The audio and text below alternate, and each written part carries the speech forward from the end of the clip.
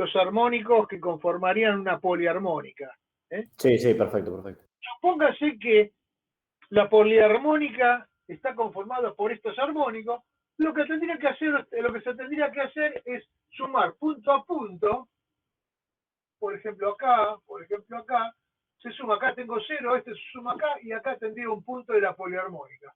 Estaría yo acá, porque en este punto sería las 3 0, este pasa por 0, este bajaría por acá, este pasa por 0 acá, tendría que estar un poquito más abajo acá es todo 0, entonces fíjense, esta poliarmónica, estoy haciéndolo rápidamente, uno todos estos puntos, y fíjense lo que me conforma esta poliarmónica. ¿Sí? Esta poliarmónica, la verde, sería la suma de las 3 armónicas del primero, segundo y tercer armónico. A ver, yo lo que voy a observar en el osciloscopio es la verde, pero por Fourier, esta verde yo la puedo descomponer en estas 3 ondas. Eso es lo que nosotros vamos a estudiar ahora para determinar la composición armónica justamente de la corriente magnetizante del inductor. Entonces, ahora sí, te explico lo que vos me habías preguntado, que, o sea, esto lo van a ver bien en FAS, seguro. Esto yo no tengo forma verdaderamente, o no, ni el tiempo para, digamos, para hacer la corroboración. Pero cuando una poliarmónica tiene simetría de media onda, como es el caso de la corriente de magnetización, o sea, eso se entendió, ¿no? Que esta onda tiene simetría de media onda. Es fundamental que me respondas esto para explicarte. Sí, sí, sí, perfecto, perfecto. Al tener simetría de media onda, la teoría de las poliarmónicas me dice que la composición armónica de esa señal va a tener armónicos impares. Y fíjate lo que va a aparecer ahora. Si tomamos como 100% la conformación del primer armónico, la de 50 Hz, ¿sí? El armónico de tercer orden, que sería el próximo armónico, no va a haber armónico de segundo. ¿Por qué no va a haber armónico de segundo orden? Pregunto yo. Porque tiene que ser impares. Tiene que ser impares, ¿y por qué? Por la simetría de media onda. Sí, señor. Así, lisa y llanamente, es axiomático eso. Para nosotros es axiomático. En FAS seguro que te lo van a demostrar. Calculo que sí, que lo van a ver, ¿no? Pero además, si yo, esto lo podemos demostrar gráficamente también. Esto lo podemos demostrar gráficamente. Y lo vamos a ver gráficamente. Y lo podemos hacer en un minutito. Si yo sumo esta composición, yo sumo una onda de primer armónico con valor 100, supóngase, para tomar un valor determinado. Le hago coincidir también una onda de tercer armónico de valor 35, en determinada secuencia. Y le hago también coincidir le hago superponer una onda de quinto armónico de valor 11, sumando convenientemente todo eso. ¿Qué es lo que me va a dar? Obviamente una de séptimo armónico con valor 5 y una de noveno armónico de valor 1. Si sumo todo esto convenientemente en un orden determinado, la onda que voy a obtener va a ser esta. Repito, si yo hago una onda de corriente de 50 Hz, hago otra onda de 150 Hz, hago otra onda de 250 Hz en el orden que corresponde, no la puedo colocar en cualquier lugar, finalmente voy a obtener una onda similar a esta. ¿Qué significa? Que entonces ahí corroboramos que esta onda, que tiene simetría de media onda, va a estar conformada por armónicos lisa y llanamente de orden impar. ¿Cuáles son los órdenes impares? 1, 3, 5, 7, 9. Jamás le va a aparecer un orden par. En determinadas situaciones puede llegar a aparecerle, como vamos a ver más adelante, alguna onda par, pero es en caso muy particular cuando se produce la conexión de un transformador o la conexión de un inductor, que no es el momento ahora para analizarlo. Pero en funcionamiento normal, la corriente que va a tomar un transformador en vacío o un inductor, como es en este caso, con núcleo de hierro, lisa y llanamente núcleo de hierro, tiene que haber una histéresis, si no, no hay deformación. La composición armónica me indica, dada esa simetría de media onda, me indica que la composición armónica es de armónicos de orden impar. ¿De qué va a depender eso? Va a depender de la característica de la chapa magnética y del grado de saturación con que va a estar trabajando ese material. Fíjense en que si yo aplico este flujo, en el material y estoy trabajando lejos de la saturación, o sea que voy a tener un ciclo de histéresis más chico, las deformaciones van a ser mucho menores y obviamente la conformación armónica va a ser mucho menor, ¿ok? Entonces, depende no solamente de la característica magnética, sino del grado de saturación con el cual voy a trabajar en ese núcleo magnético. ¿Preguntas hasta ahora? ¿Dudas?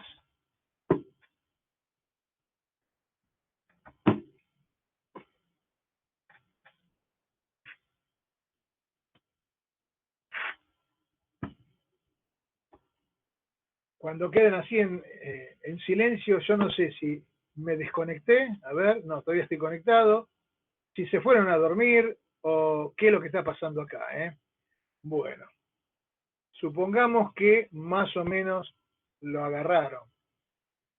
Seguro que no queda ninguna pregunta, mire que son un montón para preguntar. Pregunten, no tengan miedo, che.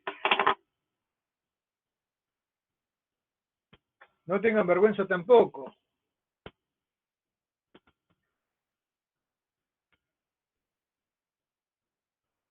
Bueno, forma de corriente, fíjense que si yo vamos a definir lo que se llama la corriente equivalente sinusoidal. El diagrama fasorial que hicimos anteriormente, este diagrama fasorial, fíjense que acá la corriente de magnetización o la corriente total, la hemos considerado como un fasor. Esto es mentira, porque hemos demostrado que la corriente magnetizante no tiene característica armónica. Y yo para poner un fasor acá, para poner un fasor, ya sea de tensión, de corriente, incluso de flujo, ¿qué características tienen que tener esas señales? Tienen que ser armónicas. Habíamos dicho que al ser armónico había una relación entre la señal armónica y el fasor o el vector giratorio que le estábamos asignando. Entonces, realmente para considerar la validez de este diagrama fasorial es que se toma lo que se denomina la corriente magnetizante o la corriente circulante sinusoidal equivalente. Es decir, que es muy difícil verdaderamente analizar esa corriente tal como es deformada. Entonces, vamos a tomar una corriente alterna de característica senoidal que produzcan los mismos efectos, digamos, térmico y de repente magnético que la corriente deformada real que está circulando. O sea, tendrá valores máximos distintos, pero va a ser una corriente va a ser una corriente de característica armónica, a los efectos de poder darle la validez al diagrama fasorial que hemos generado. Entonces, para el estudio, se va a considerar esa corriente que tenga el mismo valor eficaz, de la misma, o sea, que dé las mismas pérdidas que la poliarmónica correspondiente. El ángulo de fase phi como el psi, o la componente IP del fasorial, debe ser tal que dé las mismas pérdidas, la componente de pérdidas, que dé las mismas pérdidas que hemos determinado en el hierro. Entonces, del análisis armónico, nosotros podemos definir del análisis armónico la corriente equivalente, las componentes de pérdidas y la componente de magnetización. No sé si fue claro esto de la corriente. No puede volver a explicar. Claro, no lo entendí. Bien, yo para generar este diagrama fasorial, inclusive mismo antes, allá en el principio, cuando hablábamos del diagrama fasorial del inductor con núcleo de aire, habíamos dicho que las señales tensión, corriente y flujo eran armónicas, o sea, tenía características senoidal o cosenoidal.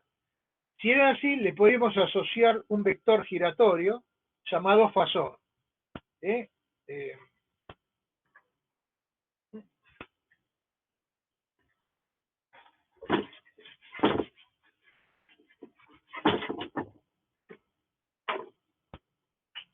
A la señal U de t, como era armónica, le asignábamos el vector U, el fasor U.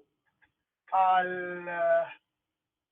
la corriente de t o de omega t, pero sigue siendo de t, le asociábamos el vector I, y al flujo de t, la señal, le asignábamos el vector flujo. Pero esto era porque eran señales armónicas.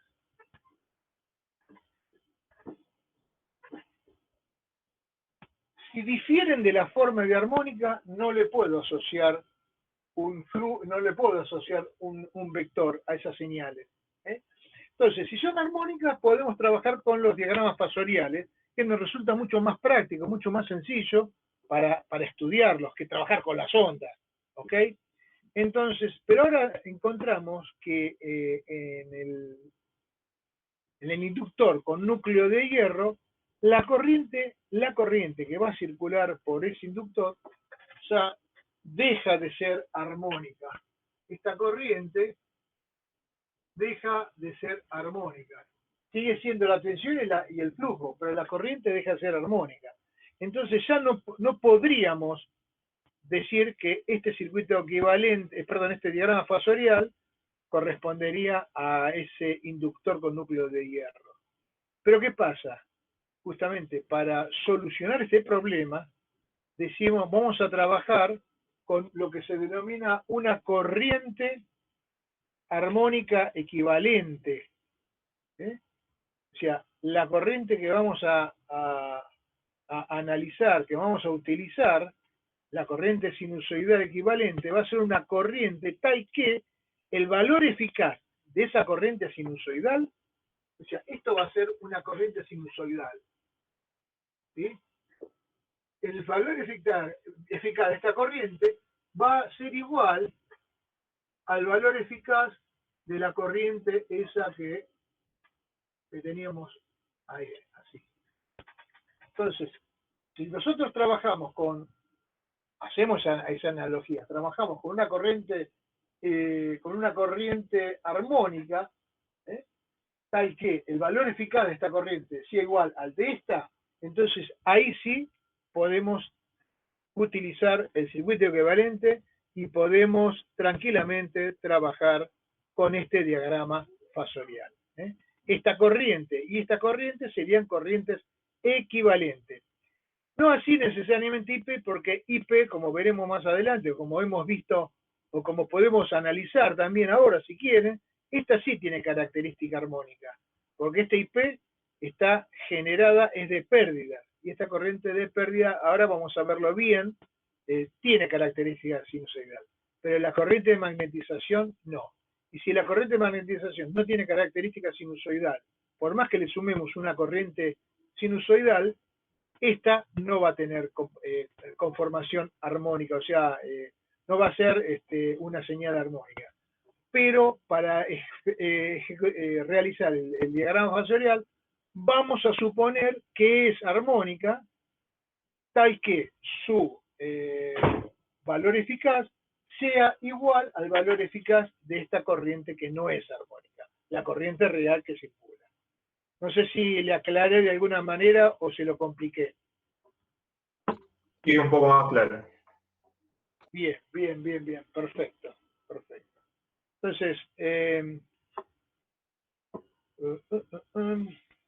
el análisis armónico, bueno, del análisis armónico de la corriente, podemos definir que podemos definir la corriente equivalente, la componente de pérdidas y la componente de magnetización.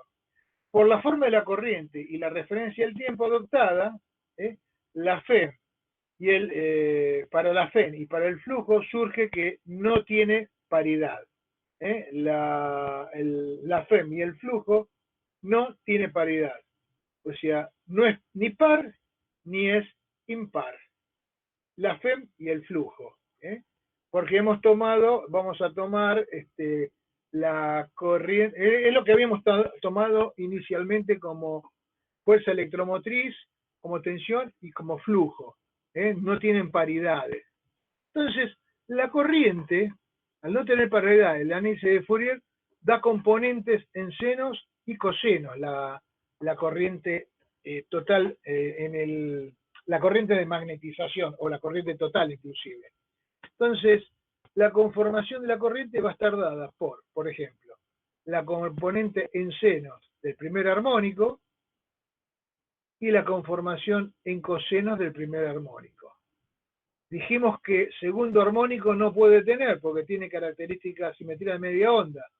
Pasamos a la composición en senos del tercer armónico y la composición en coseno del tercer armónico. Entonces, fíjense, y así sucesivamente con el quinto armónico, el séptimo, y así para adelante. La cuestión que en la composición del seno, en la composición del primer armónico, o mejor dicho, en la descomposición en el primer armónico, voy a tener un valor eficaz de ese primer armónico en seno, que le voy a llamar I'1, que multiplicada por la raíz de 2 tengo el valor máximo de la corriente del primer armónico en seno. De la misma manera voy a tener una conformación I segunda 1 correspondiente al valor eficaz en coseno. Siempre estoy hablando en primer armónico. Este primer armónico, este valor eficaz y este valor eficaz no tienen por qué ser iguales. Va a depender de la forma de onda de la corriente. El raíz de 2 sí, por supuesto, porque es el que me afecta al valor eficaz para obtener el valor máximo. Recuerden que las señales armónicas tienen un valor máximo multiplicado por seno de omega t. En el caso del primer armónico, en conformación de seno. Y este sería el valor máximo en la conformación de coseno. Pero estoy hablando del primer armónico, o sea, voy a tener un omega. En el caso de tercer armónico, la velocidad angular se multiplica por 3, ¿se acuerdan? Si yo tenía omega en el primer armónico, en el tercer armónico voy a tener 3 veces omega. Este omega es igual a este, obviamente, pero acá el omega del tercer armónico va a ser 3 veces el omega del primero.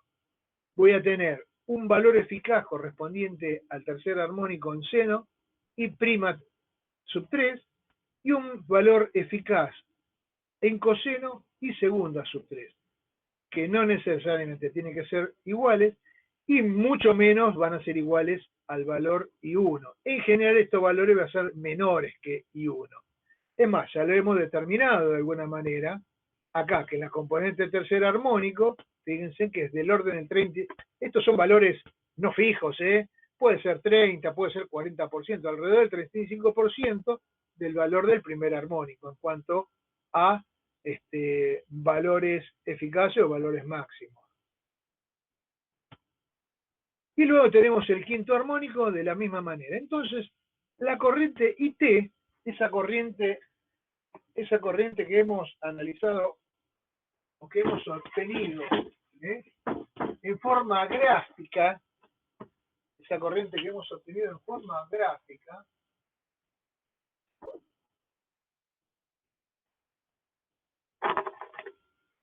que tenía esta característica,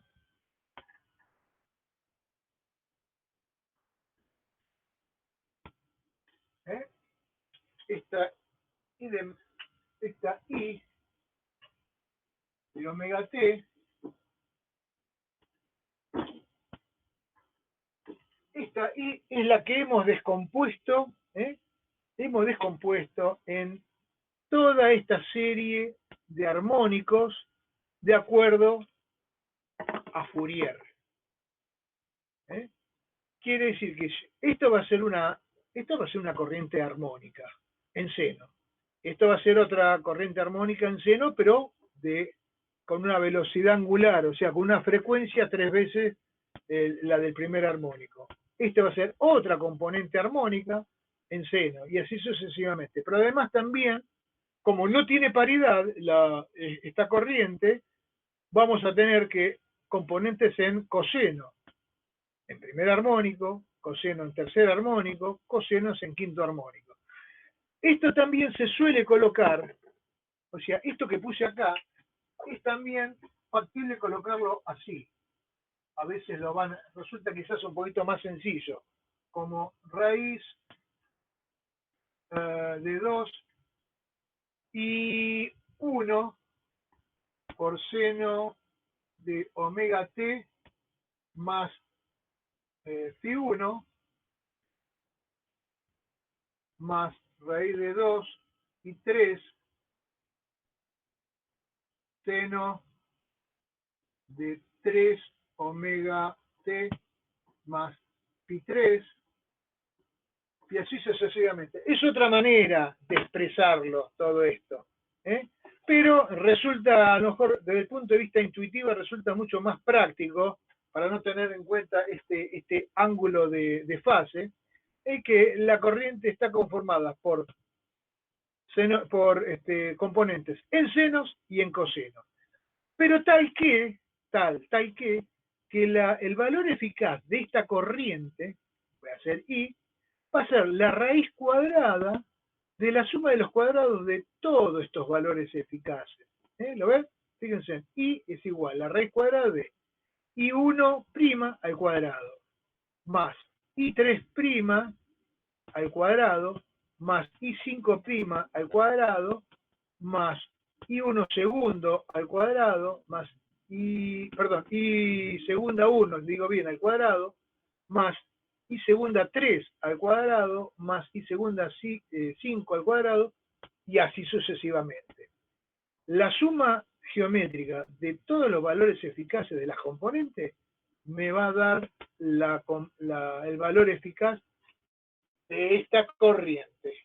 Eso es algo bien tangible, bien entendible, creo. ¿Alguna duda al respecto? Esto sí creo que lo habrán visto el año pasado con poliarmónica. Sí, lo vimos con Carlos. Sí, profe. Bien, eso es bastante simple. Entonces, fíjense que las pérdidas en el hierro, habíamos determinado que era la fuerza electromotriz por la componente de la corriente IP. La E es raíz de 2 por E, por el coseno de omega t. O sea que tiene solamente componentes cosenoidales, componente en coseno. la fuerza electromotriz. Y para que realmente haya pérdidas, o sea, potencia activa, la componente de la corriente, esta corriente, tiene que tener la misma característica que la fuerza electromotriz, la misma característica que la tensión. Si la tensión es cosenoidal y es de primer orden, fíjense que es omega t, omega es 1 omega t, o sea, es de primer orden, es un armónico de primer orden, la componente de pérdida de la corriente de pérdida, la corriente de pérdida, digo bien, tiene que ser también, tiene que tener la característica de primer orden, ¿eh? Tiene que ser un coseno de primer orden, ¿sí? ¿Por qué? Porque se trata de pérdida de potencia activa. Para que sea pérdida de potencia activa, ambas tienen que tener el mismo orden y el mismo tipo de variable. Fíjense que si yo tengo una señal alterna de tensión, supóngase que esta es la E, y la corriente fuera 90 grados, tuviera un desfasaje de 90 grados, ¿cuánto vale la potencia activa de este circuito? El coseno de phi, ¿el phi cuánto vale? 90 grados. Por lo tanto, el coseno de phi valdría 0. Entonces no habría pérdida, no habría potencia activa. Acá pasa lo mismo. Para que haya pérdidas, E e I tienen que estar en fase. Y para estar en fase tiene que no solamente, tiene que ser, si es coseno, la corriente IP tiene que ser coseno y además tiene que ser el mismo orden de armónico. Y el único que tiene, el único armónico que tiene primer armónico y es de coseno phi, perdón, es de coseno omega t, es este armónico. ¿Lo ven? Y segunda 1, coseno de omega t. Esta corriente, esta componente, va a ser la componente IP de pérdidas en el hierro.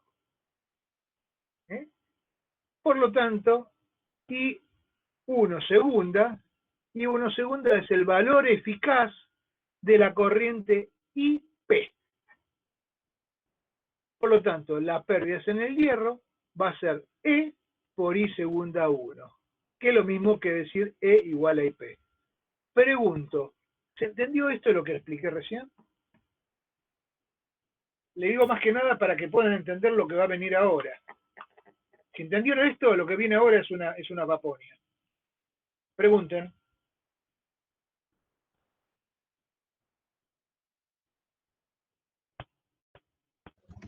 Profe, cuando decía que no tiene paridad, ¿se refiere a la I total o la I de magnetización? Estamos hablando de la corriente, bueno, realmente la I total, porque dentro de la I total va a aparecer la corriente de pérdida también. Lo mismo, la I de, yo estoy hablando de I total, pero la I de magnetización tampoco tendría verdaderamente.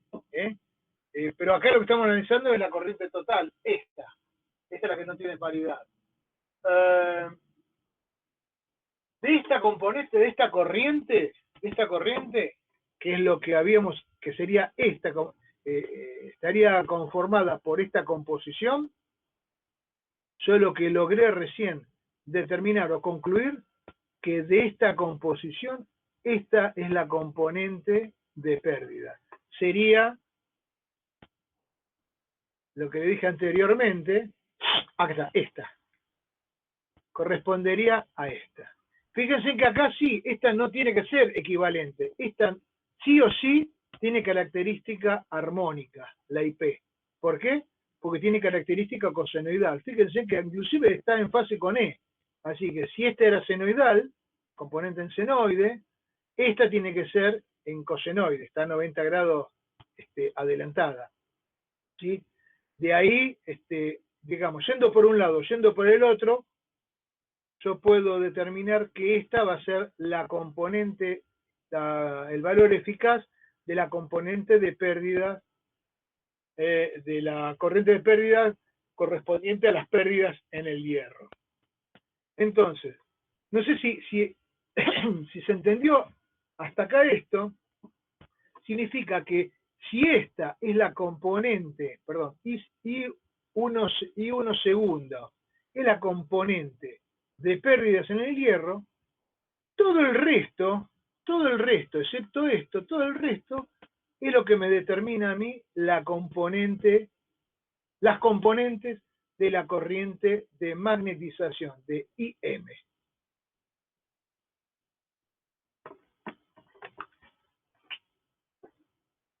La I está formada por la IM de T más la IP de T. Esto en forma de señal. Si lo quiero ver en forma fasorial, era I igual a IM más IP. ¿Sí? Esta IP está relacionada con esta IP. Y esta IM estaría relacionada con esta. ¿Sí? Si yo determino que IP está dada por esta componente, todo el resto es corriente de magnetización. ¿Se entendió?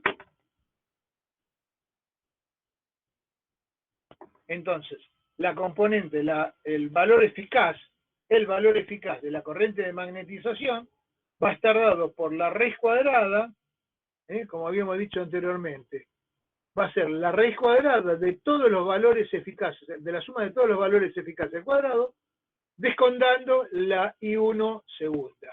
Fíjense acá tengo I1 prima, I1 segunda, I1 prima 3, I1 segundo 3, I prima 5, I prima segunda 5.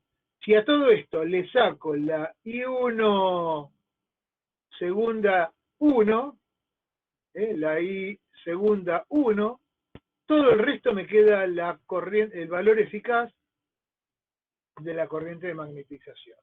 Y ahí me queda que la corriente de magnetización obviamente va a ser igual a la raíz cuadrada de la IP al cuadrado más IM al cuadrado. O lo que es lo mismo, a ver, lo que sería igual,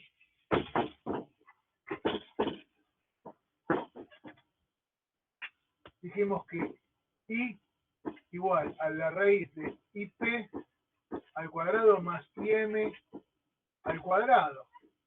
Podría ponerlo de otra manera, como raíz de I segunda 1 al cuadrado más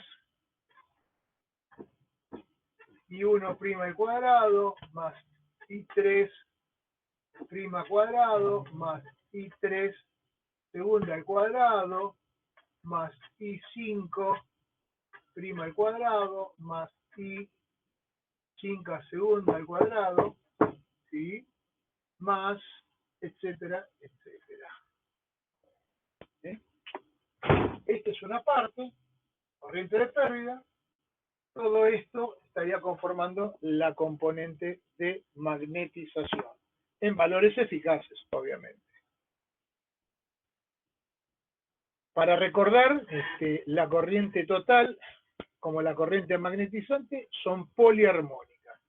La corriente de pérdidas, bueno, senoidal, realmente es armónica, no senoidal, sino, bueno, hemos demostrado acá que era cosenoidal, pero es armónica. Estas son poliarmónicas, la corriente de pérdida es armónica. Y con esto acá terminamos hoy lo que sería reactores.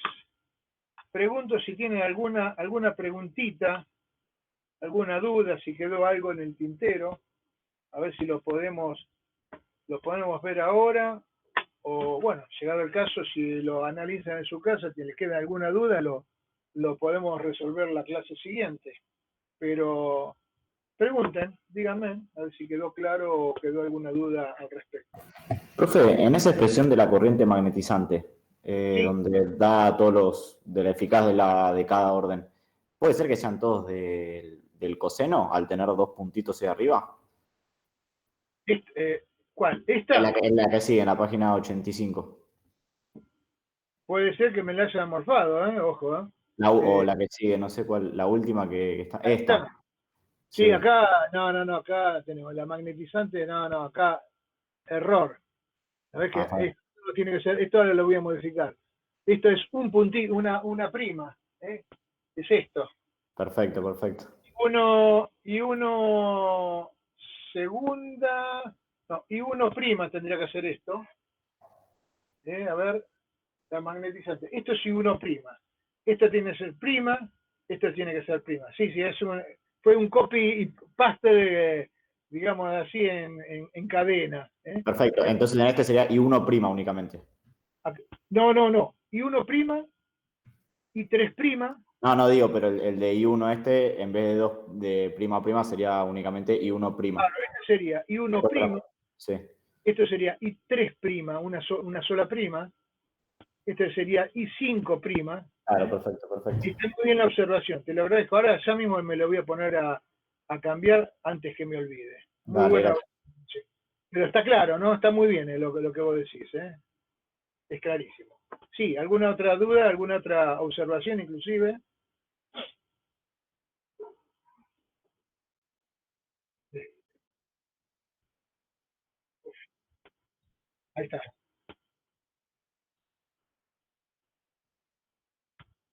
No, yo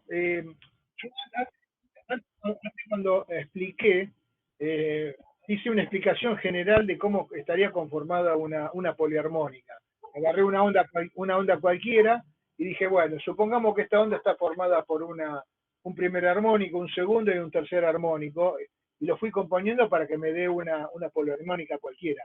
Eso era un simple ejemplo que no tenía nada que ver con lo real que pasa en el reactor. Lo real que pasa en el reactor es esta conformación. Todo lo que yo te había explicado antes es esto ahora. Para el reactor, para la corriente total del reactor, es todo esto. Está conformado. Yo tendría que hacer una señal de esta característica, seno omega t, otra señal en coseno de omega t en primer armónico, otra de 3 seno de 3 omega t, otra en coseno de 3 omega 3, otra de seno de 5 omega t y otro de coseno de 5 omega t, que acá me morfé una S también, me estoy dando cuenta. La cuestión que si yo dibujo todo eso en un mismo gráfico y lo voy sumando al señal punto a punto, voy a conformar esta corriente. ¿Exactamente qué corriente es esta? Esta corriente. A ver, esta corriente es lo real, esta corriente es lo que yo observo en el osciloscopio. Todo esto que te estoy diciendo acá es lisa y llanamente matemático. Simplemente, ¿para qué se hace esto? ¿Tienen idea ustedes para qué se hace todo esto, todo este despelote? ¿Para qué se hace la descomposición de una onda así de forma cualquiera, en este caso una poliarmónica? Se la descompone en sus componentes armónicas. ¿Tiene idea para qué se hace eso? Es una buena pregunta esta, que no solamente es válido para máquinas eléctricas, sino para cualquier sistema de potencia, para todo. Pregunto yo. Podés pensar el circuito como varios circuitos y después sumarlos. No me acuerdo cómo se decía. Me está gustando eso. Entonces, ¿para qué es esto? ¿Para aplicar qué? Para poder representarlo fácilmente. Para aplicar su proposición. Esa es una consecuencia verdaderamente, que no está mal la respuesta, ojo, es una buena respuesta, pero la respuesta más genérica, más general es son las leyes de Ohm, las leyes básicas de la electrotécnica, Ohm y Kirchhoff. ¿Para qué tipo de señales se pueden aplicar?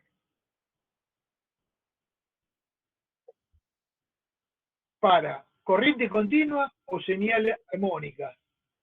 Una poliarmónica no le puedo aplicar directamente la ley de Ohm. No, Tengo que descomponerla en sus componentes armónicas, aplicar la ley de Ohm en cada una de esas componentes, y recién al resultado lo sumo y ahí me va a dar la respuesta general de la aplicación de la ley de Ohm. La ley de Ohm se utiliza en circuitos lineales nada más. Entonces, para componentes, o sea, para componentes armónicos o de corriente continua, obviamente. Sí, para hacerlo un poquitito más explícito, yo a un inductor o a una resistencia le aplico, hagamos una impedancia, le aplico una señal periódica, una señal cualunque, tensión, UDT, pongámosle que tiene esta señal así. Y se lo aplico, esta UDT, se lo aplico a esta impedancia. ¿Sí? O sea, si fuera la resistencia sola, no habría inconveniente. Esto sería omega L.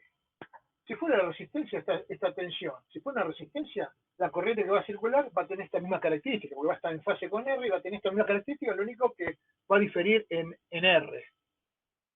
¿Sí? Entonces, la corriente de T va a ser igual a U de T sobre R, en el caso de R. Si yo tengo una omega T, ya la cosa cambia. Más J, perdón. Acá ya la cosa cambia. Acá sería la Z, U sobre Z. Pero así directamente no la puedo aplicar. ¿Por qué?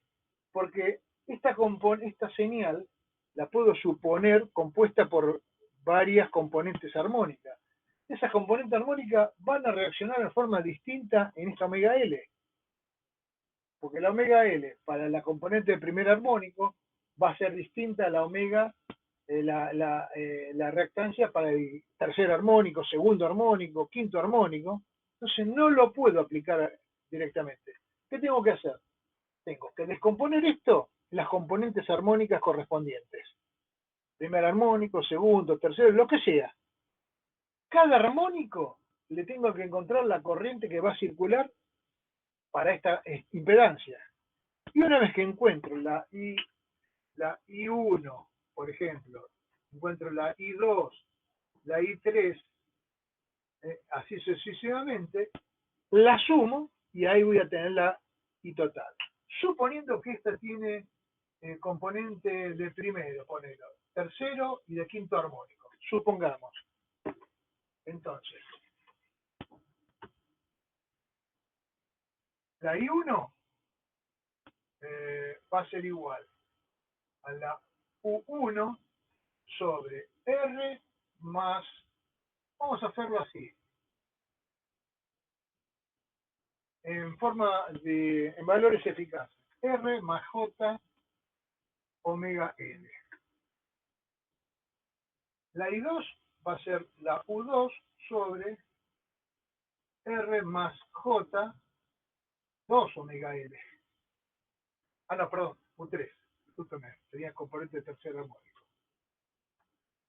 Y la I4, la I5 va a ser igual a la U5, la componente quinta armónica, sobre R más J5 omega L. ¿Son iguales estas corrientes en sí, en sus valores eficaces? Pregunto yo. No, difiere en omega. Entonces, ¿cuánto va a valer la corriente total? La corriente total, el valor eficaz de la corriente total va a ser raíz cuadrada de I1 al cuadrado más I2 cuadrado más I3 al cuadrado más I5 al cuadrado. Ahí obtuve el valor eficaz de estas corrientes. De otra manera no lo puedo hacer. ¿Por qué? Porque cada uno de estos armónicos me va a ofrecer una respuesta completamente distinta en ese circuito. Distinto sería si fuera la resistencia, sola. La resistencia sola, sabemos que hay linealidad, chao. Yo le puedo aplicar tranquilamente eso. Sí, lo puedo aplicar. Sé que va a ser la misma forma de onda y la única diferencia va a ser justamente R. En ese caso, si fuera R solamente, bueno, como le dije anteriormente, U dividido R. Pero acá yo tengo que analizar cada uno de los armónicos. Por eso es que se hace el análisis armónico, porque las leyes de la electrotecnia básica se aplican para casos de corriente continua o para señales armónicas. Una señal cualunque que no sea armónica, la tengo que descomponer en su componente armónica para analizar, para obtener el resultado final que me va a dar de la aplicación de esa tensión, digamos, de característica que no es armónica. ¿Se entendió eso? ¿Está claro? Esto, Sí. bueno, es aparte de máquina, ¿no? Pero es más general, es aplicado para máquinas como para cualquier especialidad de la ingeniería eléctrica. Y particularmente nosotros lo que vamos a ver en el laboratorio, con los instrumentos, se van a obtener, quizás no los valores directamente de los valores eficaces, pero sí vamos a ver el espectro armónico, de cómo está conformado el espectro armónico de esa corriente de magnetización, esa corriente total de los reactores o del transformador trabajando en vacío. ¿Alguna otra pregunta? No sé si quedó claro esto. Sí, profe, por acá todo bien. Buenísimo. Bueno, recuerden entonces que el día jueves tienen que entrar con con el link correspondiente al jueves. Va a estar el ingeniero Ruata y Pablo Jornet dando la parte de ejercitación de esto de reactores. Por mí que tengan muy buenas noches y espero que descansen.